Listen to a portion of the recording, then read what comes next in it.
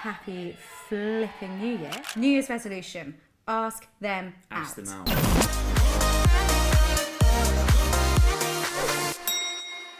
You are tuned into Season with Salt, the weekly show on Salt's YouTube channel where we talk all things Christian dating and being single. And today I'm joined with, it's my mate, it's Sam. Hi, me. It's Sam from church. Sam from church, all one word. That's what we're going to run with. Thanks so much. I want to start off by saying happy flipping New Year. Okay, we're going to celebrate. We're going to celebrate New Year. I dressed up. You look fine.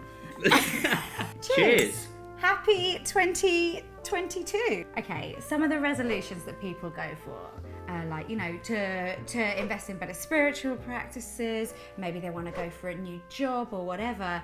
Maybe they want to make a change in their love life. Hello. And I think we should encourage and equip. Oh, it's so Christian. Yeah, it's so great. For a new season. For a new season. Hello. With heart guarded. Absolutely. To press in Yeah. to the idea of, I think that's me out. Yeah. Of asking people out. Love it. Yes. Why not? Is there someone who the whole of 2021 you were thinking, hopefully this is going to be a thing, you know, oh, we spend time together, we're friends, Yeah. Maybe not, maybe no.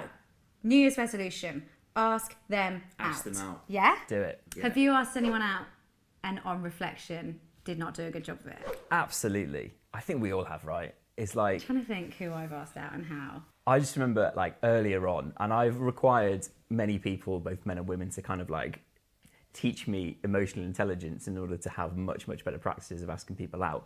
But that, you know, the worst one, which is like, okay, so I think broadly women dislike two things, which is vagueness and indecision.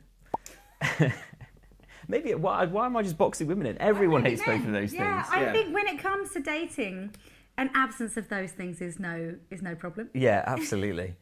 And yeah, those like classic messages of like, those just what I would describe as like soupy messages of like, oh, it's been cool seeing you. Do you maybe want to hang out more?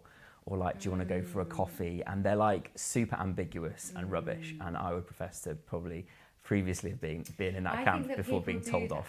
So they have plausible deniability. Right? So, Absolutely. So that if the person says no, then it's like, well, I wasn't asking you out. I have a caffeine addiction and just thought you may want to be in Starbucks with me when I feed it. Absolutely. And that's it. And if you don't, that's cool. But don't go around telling people like, I fancy you. Are you mad? Exactly. And I think that the problem with that is in the long run, it can cause way more hurt. Because, I just think that being really transparent and being really intentional is just absolutely the way to go.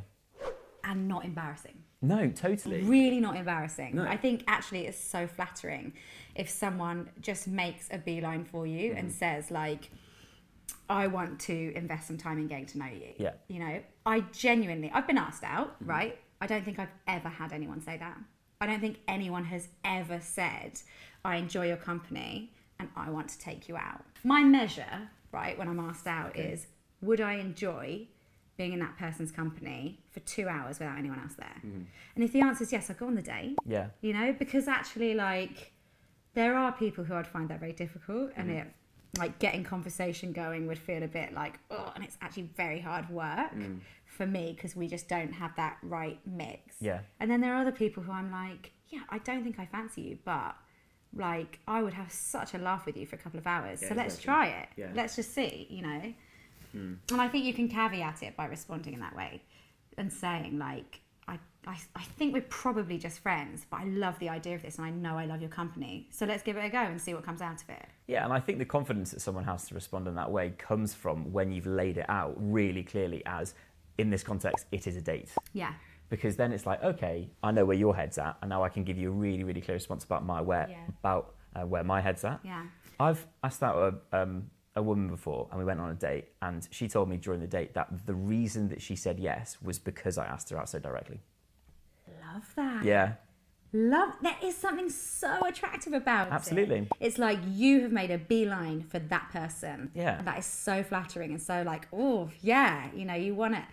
I can actually remember times when people have been I would say, have put me on audition for a date that I didn't even ask for. Yeah, You know? exactly. So like I can think of coffees where people have been like, let's grab a coffee, and it's had that level of ambiguity, and then it's just been friends. And I know that was because they wanted to test the waters. A pre-date. I call it date zero. Oh yeah, okay, that's a better name. If you're enjoying this conversation, don't forget to hit that like and subscribe so you can see more content from the Salt YouTube channel. I think as well, and this is sort of going back to something that you mentioned earlier on, is about people can get more hurt if you are less direct. So you kind of are putting in measures to protect yourself, when actually I do think you will end up looking more stupid. But you're putting those measures in for self-protection, kind of at the expense of the other person who has to decipher your meaning and navigate around it. And All the then- emotional burden is on them, Exactly. and that's not fair. One-on-one, if you're asking someone out of the opposite sex or of the gender that you are attracted to, Yeah. make it really clear Yeah. if you mean this is a date or this is friends. Like, don't make them have to ask themselves, their mate, or you. You know? Totally. And I think that people like listening to this might kind of think, that's really scary. I don't necessarily have the self-confidence to do that.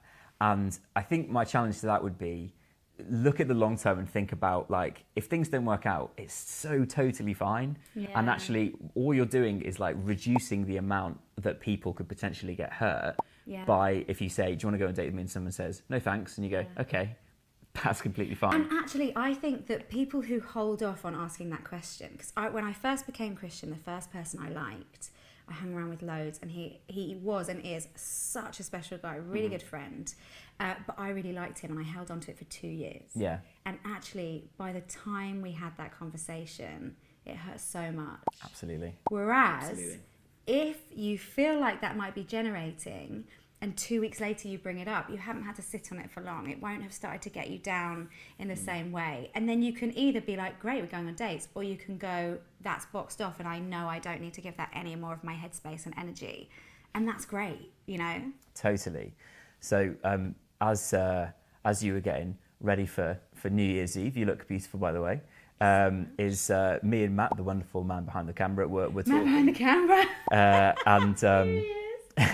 And we were talking about awkward parts of our job, and he was saying one of the awkward parts sometimes is when there's a model or an actor in the shot, and for whatever reason they just don't work for whatever reason. And Matt was saying you need to just like be really clear up front, because all that's going to happen is you shoot a load of stuff, you can't use any of it, and then the person who's hired you for the gig, or their manager, or the person who's editing it, is then going to give you way more loads more stick down the line. And I think that's actually quite a good analogy for like what we're talking about in terms of dating, right? Is like, if you're really upfront with people, and you know, sometimes it can be a bit awkward, or you might not hear the things that you want to hear, but it's saving loads of pain and just loads of time. Another thing as well that we haven't touched on, but I do think is worth mentioning, is that we're not dealing with a huge population of people. You know, it's not the whole world. If you're dating specifically in Christian circles, Notoriously small. Notoriously small. It can be tight-knit, Yeah. should we say? It's quite a nice way of putting it. Yeah. Like, it's not impossible, even highly likely, that someone in your area, even if they don't go to your church, knows people you know. So actually prioritising clarity and being really respectful in your interactions means not only that person will feel honoured and respected and come out of that situation not hurt, but also you won't get a reputation for someone who messes men or women around. And actually, that is super important. Super important, yeah. When you're, as you said, when you're dealing with these small communities, because you're talking about, sometimes if there's a breakdown that happens, which in a more serious relationship, you've seen it loads of times before, where the couple will start going to different services, or in more like, in worst cases, different churches. And so, I think exactly what you said, being clear is being kind, and that prevents all that kind of stuff from happening. Yeah. So good. If you've enjoyed this chat, don't forget to like and subscribe. We have got so much content coming your way in 2022. Season with Salt is released every Friday at 5 o'clock. And Happy New Year, guys.